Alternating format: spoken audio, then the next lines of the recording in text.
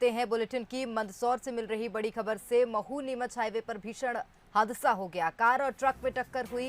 Car सवार 3 लोगों की मौके पर मौत हो गई। 2 लोग अभी भी कार में फंसे हुए हैं। पुलिस मौके पर पहुंच गई है। मल्हारगढ़ के समीप सुठोड के पास की घटना बताई जा रही है, जहां भीषण सड़क हादसा हो गया है। तो महू नीमच हाईवे पर यह सड़क हादसा हुआ। कार और ट्रक में आपस में भिड़ंत हो गई थी, जिसके बाद कार सवार 3 लोगों की मौके पर मौत हो गई है। वहीं 2 लोग अभी भी कार में फंसे हुए हैं, जिनका रेस्क्यू जारी है। आप देख सकते हैं गाड़ी पूरी तरह से क्षतिग्रस्त हो गई है।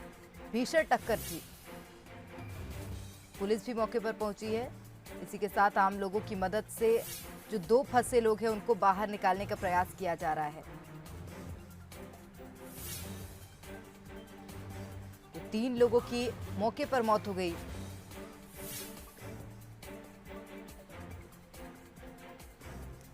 महू नीमच हाईवे पर यह भीषण हादसा हुआ है।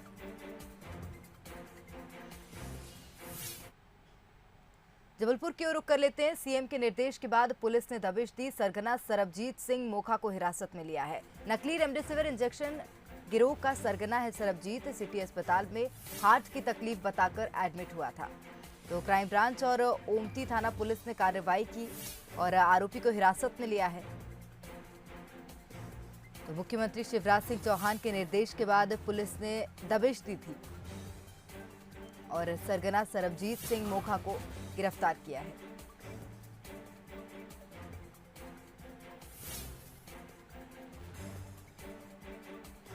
तो नकली रेमडेसिविर इंजेक्शन गिरोह का सरगना है। सिटी अस्पताल में हार्ट की तकलीफ बताकर एडमिट हुआ था।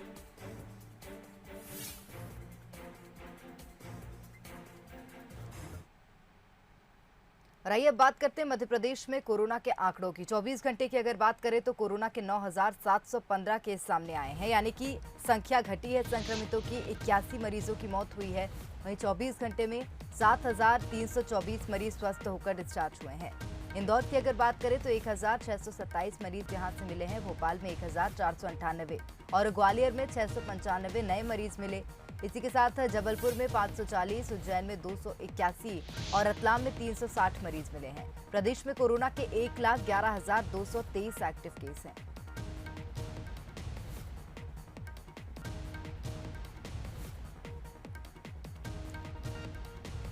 मध्य प्रदेश में कोरोना का ग्राफ कम हुआ है। 24 घंटे में कोरोना के 9,715 नए केस सामने आए हैं।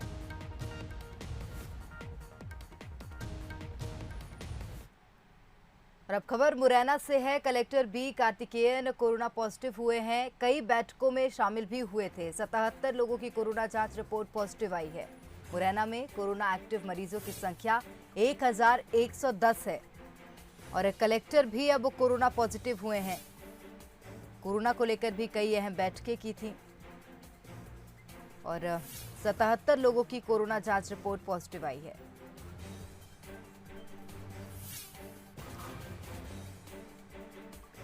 तो collector B Karthikeyan corona positive पाए गए।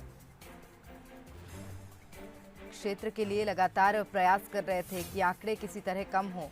कई बैठकों में भी शामिल हुए थे, जिसके बाद रिपोर्ट पॉजिटिव आई।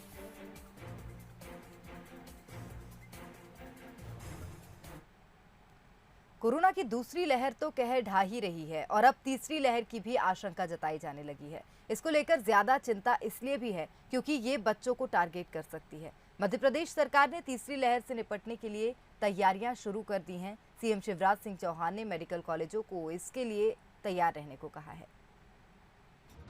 पहली लहर टारगेट पर बुजुर्ग, दूसरी लहर टारगेट पर युवा, तीसरी लहर टारगेट पर बच्चे। 2020 में जानलेवा कोरोना वायरस ने जब दस्तक दी थी, उस वक्त लोगों को लगा था कि 2020 में ही दुनिया को इस महामारी से निजात मिल जाएगी, लेकिन भारत में ऐसा नहीं हुआ। साल 2021 में कोरोना की दूसरी लहर आई, जिसने बच्चों को भी बुरी तरह प्रभावित किया है। कोविड-19 की इस दूसरी लहर में मरने वाले लोगों की संख्या भी काफी ज्यादा है और अब विशेषज्ञों का कहना है कि देश में आने वाली कोरोना की तीसरी लहर का टारगेट बच्चे होंगे। दरअसल तीसरी लहर के आने तक देश में अधिकतर वयस्कों को कोविड-19 वैक्सीन की पहली डोज लग चुकी होगी, जिससे वो बच्चों की तुलना में कोरोना से ज्यादा सुरक्षित होंगे। दूसरी लहर से सबक मिलने के बाद देश में तीसरी लहर की आशंका को देखते हुए तैयारियां शुरू हो गई हैं। एमपी में भी बच्चों को ध्यान में रखते हुए तैयारियां की जा रही हैं। थर्ड वेव आएगी ऐसा लोग कह रहे हैं, तो उसको ध्यान में रखते हुए बच्चों को वो ज़्यादा इफेक्ट करेगी। हमने प्रदेश स्तर पर थर्ड वेव के मुकाबले के लिए क्या करना चाहिए एक कमेटी बना दी है, लेकिन ये ज़्यादा बच्चों को असर करेगी, इसलिए हमने तय किया कि मेडिकल कॉलेज में भी बच्चों के इलाज के लिए कोविड के अलग से बिस्तरों की व्यवस्था की जाएगी। पूरे प्रदेश में मैं निर्देश दे रहा हूँ कि अभी से हम व्यवस्था करके रखें, ताकि अचानक कोई बड़ा संकट पैदा ना हो जाए। कोई भी हो, एक बात सुन लीजिए, दवाई के मामले में, इंजेक्शंस के मामले में जिसने भी गड़बड़ की हो वो इंसान नहीं है, वो नर पशु है। उसको जानवर कहना जानवरों का अपमान है, वो तो हैवान है। ऐसे किसी भी व्यक्ति को कोई भी हो नहीं छोड़ा जाएगा। पूरे प्रदेश में कई लोगों पर रासका की कार्रवाइयां हुई है, ऐसे लोगों की संपत्ति राजसात की जाएगी और इनको कठोरतम दंड दिया जाएगा। ये इंसानियत के दुश्मन हैं, इनको किसी कीमत पर नहीं बख्शेंगे। दरअसल कोरोना वैक्सीन को सिर्फ 16 साल से ज्यादा उम्र के लोगों पर ही टेस्ट किया गया है। इसलिए इस समय विश्व स्वास्थ्य संगठन ने 16 साल से कम उम्र के बच्चों को ये वैक्सीन न लगाने की सलाह दी है। बच्चों को कोरोना से सबसे ज्यादा खतरा होने के बावजूद भी WHO ने बच्चों को वैक्सीन न लगवाने की बात कही है। जाहिर है दूसरी लहर से डरे भारत में बच्चों की सेहत को लेकर बेहद चिंता नजर आने लगी है और इस आशंका के बीच एक बार फिर स्कूलों के खुलने की संभावनाएं दूर दूर तक नजर नहीं आती हैं। Bureau report, Bansal news. और खबर भोपाल से मिल रही है। बिजली आउटसोर्स कर्मचारियों का आंदोलन स्थगित हो गया है। ऊर्जा मंत्री के आश्वासन के बाद आंदोलन को स्थगित किया गया। सरकार को 7 दिन का समय दिया है। तो 8 सूत्रीय मांगों को लेकर आंदोलन कर रहे थे। 45,000 आउटसोर्स कर्मचारी आंदोलन कर रहे थे, जिसके बाद अब इनका ये आंदोलन स्थगित हो गया है। ऊर्जा मंत्री ने आश्वासन दिया, जिसके बाद इस आंदोलन को स्थगित किया गया। 8 सूत्रीय मांगों को लेकर बिजली विभाग के कर्मचारी हड़ताल कर रहे थे।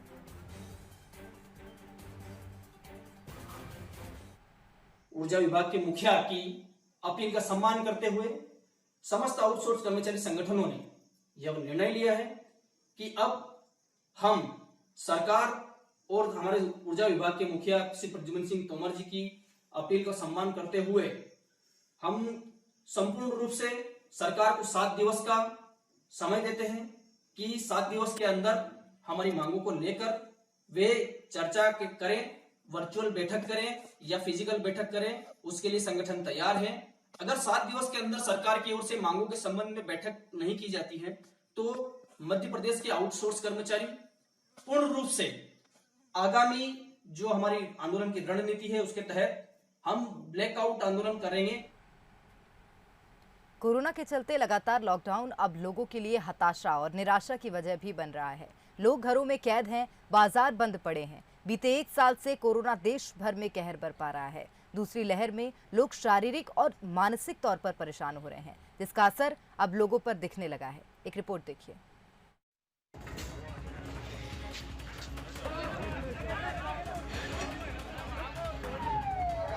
ये तस्वीरें खोते संयम की हैं। ये तस्वीरें टूटते सब्र की हैं। ये तस्वीरें जवाब दे चुके धैर्य की हैं। कोरोना काल में लोग किस कदर अपना धीरज खो रहे हैं, इन तस्वीरों को देखकर समझिए। ये तस्वीर राजधानी भोपाल की है। सिंधी कॉलोनी चौराहे पर भारी पुलिस बल तैनात है। दरअसल यहां उन लोगों पर कार्रवाई की जा रही है जो कोरोना कर्फ्यू का पालन नहीं कर रहे। बार बार हिदायत के बाद भी दुकानें खुल रही हैं। तो सवाल ये कि आखिर क्यों गलियों में जमकर खरीदारी हो रही है, क्यों लोग घरों से बाहर निकल रहे हैं? शायद अब लोगों का सब्र जवाब देने लगा है। कोरोना काल में संयम खोते ये लोग सिंगरौली के हैं, जहां ग्रामीणों का गुस्सा पुलिस टीम पर फूट पड़ा। दरअसल हुआ यूं कि पुलिस प्रशासन नियमों की अनदेखी कर रहे सब्जी व्यापारियों की दुकानों को हटाने पहुंचा था। जहां ग्रामीणों ने पुलिस टीम पर पथराव कर दिया।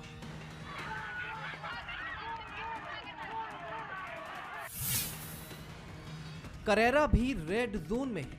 जिस तरह से यहां कोरोना संक्रमण कंट्रोल नहीं हो रहा है, उसी तरह से गली बाजार के दुकानदार भी अनकंट्रोल हो रहे हैं और चोरी छिपे सामान बेचा जा रहा है।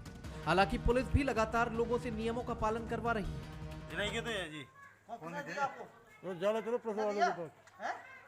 हमने नहीं था, हमारे यही नहीं है।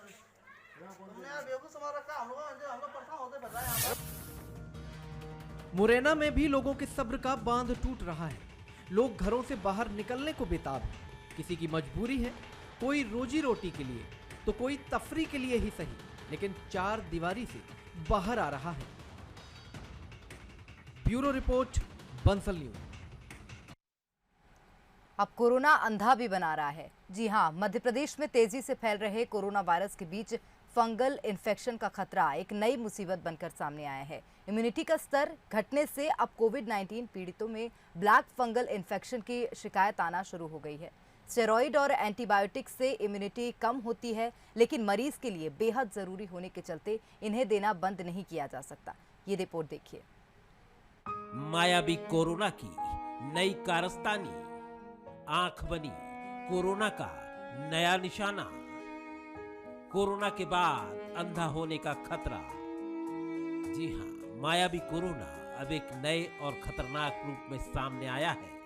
अब इसकी वजह से लोग अपनी आंखें भी गंवा रहे हैं। भोपाल में ही बीते 10 दिनों में ब्लैक फंगल इन्फेक्शन के करीब 50 मामले सामने आ चुके हैं। इंदौर में भी ब्लैक फंगस के 20 से ज्यादा मरीज मिले हैं, जिनमें से 2 की आंखों की सर्जरी करनी पड़ी है। डॉक्टर्स के मुताबिक ब्लैक फंगस संक्रमण राइजोफस और म्यूकर नाम के फंगस के शरीर में पहुंचने की वजह से होता है। ये नाक और मुंह के रास्ते छोटे छोटे कणों के रूप में शरीर में पहुंचता है। संक्रमण की शुरुआत साइनस से होती है, जो समय रहते इलाज नहीं मिलने पर ब्रेन तक को संक्रमित कर देता है। इसके इलाज में जिन दवाओं का इस्तेमाल होता है वो भी महंगी और बाजार से गायब होने लगी है।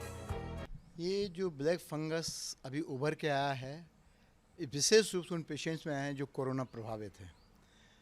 क्योंकि कोरोना प्रभावित की इम्यूनिटी वैसे भी कम होती है, साथ में इस कोरोना की रोकथाम के लिए हम स्टेरॉइड के इंजेक्शंस देते हैं। जब स्टेरॉइड के इंजेक्शंस देते हैं तो इसकी इम्यूनिटी बॉडी की और कम होती है। बहुत सारे एंटीबायोटिक्स भी देते हैं। जब ये इम्यूनिटी पेशेंट की कम होती है तो शरीर में लड़ने की क्षमता और कम हो जाती है। तो अभी पिछले कुछ दिनों से मैंने देखा कि करीब 10-12 पेशेंट मैंने देखे हैं जिनको फंगल इन्फेक्शन हुआ। एक आध मरीज का मैंने ये भी सुना है कि उनके फंगल इन्फेक्शन के मुँह जबड़े के अंदर चला गया तो उसको जबड़ा भी निकालना पड़ा। और इसका बेसिक ट्रीटमेंट यही है कि इसमें एंटी फंगल दवाई देते हैं, लेकिन वो काम नहीं करती। इससे जो लोकल एरिया जहाँ पे ब्लैक फंगल इन्फेक्शन हुआ है उस एरिया को ऑपरेशन करके निकाल देना चाहिए और एंटी फंगल इन्फेक्शन की एंटी फंगस दवाई देना चाहिए। जो सबसे इफ़ेक्टिव दवाई है anti fungal, black anti fungal, that is amphotericin B, जो आज की डेट में शॉर्ट हो गई है और इसके रेट भी बहुत लोगों ने बढ़ा दिए हैं। डॉक्टर्स के मुताबिक कोरोना के इलाज में दिए जाने वाले स्टेरॉइड्स और हायर एंटीबायोटिक भी कहीं ना कहीं ब्लैक फंगस इन्फेक्शन की वजह बनते हैं। सिर्फ एमपी ही नहीं बल्कि देश के कई हिस्सों में ब्लैक फंगल के मामले तेजी से सामने आ रहे हैं, जिसके चलते आईसीएमआर और राज्य सरकारें भी सतर्क हो गई हैं। मध्य प्रदेश के चिकित्सा शिक्षा मंत्री विश्वास सारंग का कहना है स्वास्थ्य अधिकारियों को इस फंगल इन्फेक्शन की स्टडी के लिए निर्देश दिए गए हैं और इसके इलाज में काम आने वाली दवाओं की आपूर्ति पूरे प्रदेश में की जाएगी। मेडिकल कॉलेज के सभी डीन को मैंने ये निर्देश दिया है कि ब्लैक फंगल इन्फेक्शन या और कोई भी इन्फेक्शन उसको लेकर पूरी तरह से हम विगत दिनों आए हुए केस के हिसाब से स्टडी करें और ये सुनिश्चित करें कि हम क्या कुछ कर सकते हैं कि ये फंगल इन्फेक्शन हम रोक सकें। उसके लिए सेकेंडरी इन्फेक्शन ना हो, उसके लिए सुचारू व्यवस्था स्थापित करने के लिए भी हमने निर्देशित किया है।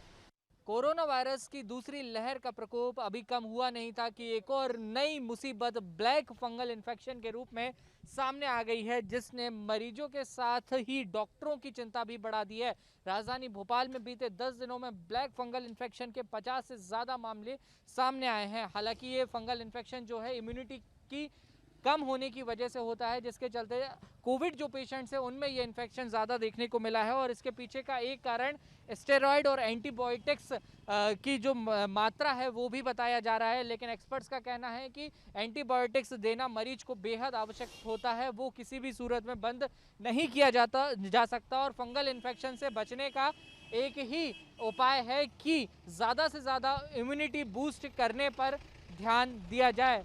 फिलहाल राजधानी भोपाल समेत पूरे प्रदेश के अस्पतालों में इस बात पर रिसर्च चल रहा है कि किस तरीके से अब ब्लैक फंगल के इन्फेक्शन को रोका जाए। इसके लिए जो ज़रूरी दवाइयां हैं उनकी भी कमी कहीं ना कहीं अब सामने आ रही है। एक्सपर्ट्स ने हमें ये जानकारी दी है, लेकिन शासन प्रशासन का दावा है कि जल्द ही ब्लैक फंगल इन्फेक्शन की तमाम जो दवाइयां हैं उनको भी उपलब्ध कराया जाएगा और ये मुसीबत और ना बढ़े, इसके लिए जो एक्सपर्ट्स हैं वो स्टडी कर रहे हैं और जल्द से जल्द इस पर काबू पाने की कोशिश की जाएगी। कोरोना को लेकर हर रोज नई स्टडी सामने आ रही है और इसके इलाज के बाद अब कई इसके साइड इफेक्ट भी दिखने लगे हैं जो जानलेवा साबित हो रहे हैं। जाहिर है कोरोना को लेकर न केवल सतर्क रहना है बल्कि इससे जुड़ी नई सूचनाओं को लेकर भी अपडेट रहना होगा। वासु चौरी, बंसल न्यूज, भोपाल।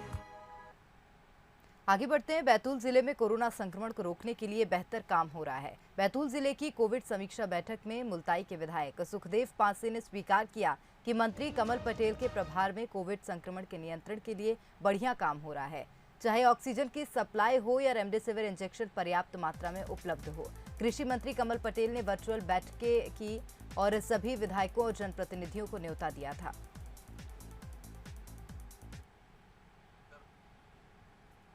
ये सुना कि आपने आज जो बैतूल की बैठक हुई जिसमें कमल पटेल जी मौजूद थे और दायित्व है उनके पास बैतूल का, बैतूल में ऑक्सीजन और रेमडेसिविर को लेकर आपने उनकी प्रशंसा भी की, क्या सच्चाई है इसमें? बिल्कुल, जो सच है वो सच है और जो गलत है, झूठ है, उसका हमने प्रतिकार भी किया, विरोध भी किया जी। ये बात सच है कि जिला प्रशासन चाहे कलेक्टर हो चाहे पुलिस प्रशासन हो, उसने बड़ी ईमानदारी और साफ दुआई से जी कोरोना के लिए रात दिन एक करके काम किया जी। उसमें कोई शक की बात नहीं जी। और पूरी ईमानदारी और पारदर्शिता से काम किया जी। कमल पटेल जी भी एक जमीनी व्यक्ति है जी और उनमें भी जज्बा है जी। उनमें भी एक इच्छा है कि हम आम लोगों की मौत से बचा सके जी। उन्होंने भी प्रयास किए जी। जब सारा का सारा सारी की सारी सरकार जी। केवल विधायकों की खरीद फरोख्त में, विधायकों के इस्तीफा करवाने में, बिना किसी कारण के जनता के ऊपर चुनाव थोपने में, दमों का चुनाव जरूरी नहीं था, सरकार कोई गिर नहीं रही थी, स्थिर थी, लेकिन उसके बावजूद संक्रमण अगर फैलाने का काम किया तो भारतीय जनता पार्टी की सरकार ने बिना किसी कारण के चुनाव थोप के किए। और वहीं नेता प्रतिपक्ष कमलनाथ को गृह मंत्री ने जवाब दिया है। उन्होंने कहा कि कमलनाथ जी की सरकार में सुनवाई नहीं होती थी। नरोत्तम मिश्रा ने कहा कि बीजेपी की सरकार में मांग कर सकते हैं, कांग्रेस ने कमियां निकालने को ही अपना धर्म माना है। नाथ के समर्थक फील्ड में नहीं जाते, सिर्फ ट्वीट कर रहे हैं।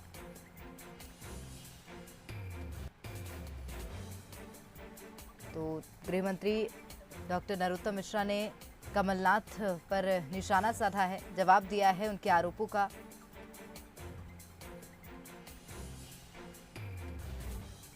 इतना बड़ा नेता अगर तुकबंदी इस दौर में भी करेंगे, पीड़ा तो होगी हमारे मन को। किसी एक भूखे को रोटी खिला देते अच्छा लगता। और उनके अनुयायी सारे हैं कमलनाथ जी तक, जैसे वो ट्वीट करते हैं ऐसे वो ट्वीट कर देते हैं। न वो फील्ड में जा रहे हैं, न ये फील्ड में जा रहे, न इनको सेवा से कोई मतलब है न उनको है, सिर्फ कमियां निकालना, ये एक कांग्रेस ने अपना धर्म माना है। जबलपुर की ओर रुख करेंगे। नकली रेमडेसिविर और ऑक्सीजन की कालाबाजारी हो रही है। कालाबाजारी रोकने पुलिस प्रशासन अब सख्त हो गया है। आईजी भगत सिंह चौहान ने एसआईटी गठित की है और नरसिंहपुर, छिंदवाड़ा, जबलपुर में कालाबाजारी की शिकायत मिली है।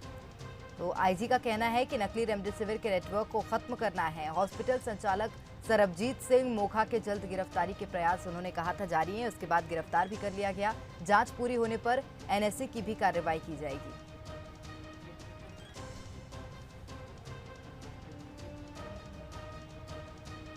कि जैसे इन्वेस्टिगेशन पूरा हो जाएगा गिरफ्तारी कार्रवाई की जाएगी। जो मैंने बताया कि जैसे इन्वेस्टिगेशन पूरा हो जाएगा गिरफ्तारी कार्रवाई की जाएगी।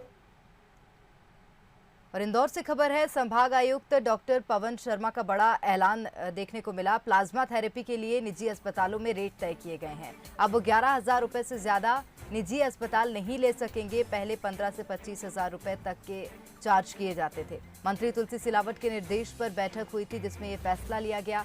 कमिश्नर ने निजी अस्पताल प्रबंधकों की बैठक में फैसला लिया है। तो सरकारी से निजी अस्पताल में दी जाने वाली प्लाज्मा की कीमत अब कम होगी। अभी तक 9,500 रुपए लगते थे। मंत्री जी के भी निर्देश से तो सभी प्राइवेट हॉस्पिटल्स और कलेक्टर सबको बुला के उनके साथ चर्चा की गई कि सहमति से एक रेट तय किया जाए। सभी प्राइवेट हॉस्पिटल्स ने एग्री किया है कि ये 11,000 रुपये के रेट पर अब प्लाज्मा उपलब्ध होगा, तो इससे मरीजों को बहुत राहत मिलेगी। आगे बढ़ते हैं। सतना के रैगांव विधानसभा क्षेत्र के बीजेपी विधायक जुगल किशोर बागरी का निधन हो गया। वे भोपाल के निजी अस्पताल में भर्ती थे। कोरोना की वजह से लंग्स में 30% तक इन्फेक्शन हो गया था। जुगल किशोर बागरी सरकार में पूर्व मंत्री भी रहे थे। बता दें कि जुगल किशोर बागरी 5वीं बार बीजेपी से विधायक बने थे। वे 1993 में पहली बार, 1998 में दूसरी और 2003 में तीसरी, 2008 में लगातार चौथी बार विधायक बनकर उन्होंने इतिहास रचा था। वे 2003 में उमा भारती की सरकार में कैबिनेट मंत्री थे।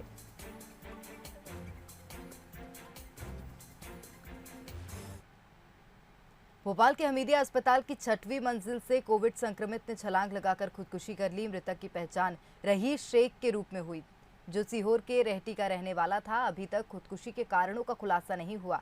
पुलिस मामले की जांच में जुट गई है। बताया जा रहा है मृतक रहीश शेख को रविवार शाम लगभग 6 बजे भर्ती किया गया था। उसे ब्लॉक 6 के कोविड यूनिट 2 में रखा गया था, जिसने सोमवार शाम करीब 5:30 बजे खिड़की तोड़कर खुदकुशी की घटना को अंजाम दिया। बता दें कि भोपाल में कोरोना मरीज के अस्पताल से कूदकर जान देने का ये दूसरा मामला है। इससे करीब 6 दिन पहले इंदौर रोड स्थित चिरायु अस्पताल की 5 मंजिल से कोरोना मरीज ने कूदकर जान दी थी।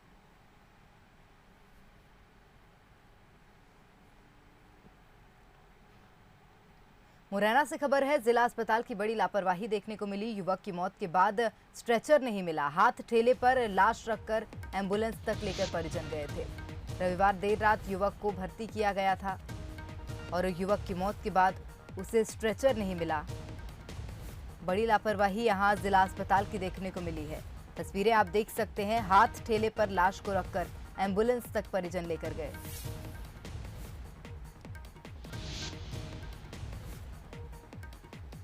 तो जिला अस्पताल की लापरवाही है, जिसके बाद देखा गया था कि युवक की मौत के बाद स्ट्रेचर नहीं मिला और हाथ ठेले पर लाश रखकर एम्बुलेंस तक परिजन लेकर पहुंचे थे। ग्वालियर से खबर है, जिला अस्पताल में संक्रमित की जान लेने की कोशिश की गई। 2 वार्ड बॉय ने भर्ती महिला का ऑक्सीजन पाइप निकाला। तो कोरोना वार्ड में भर्ती महिला के सोने, झुमके और लॉकेट ले गए। 6 दिन पहले जिला अस्पताल में पूनम बीरे भर्ती हुई थी। परिजन ने 2 वार्ड बॉय पर चोरी का आरोप लगाया है। महिला का ऑक्सीजन हटाकर वार्ड बॉय चोरी कर फरार हो गए। परिजन ने मुरार थाने में काफी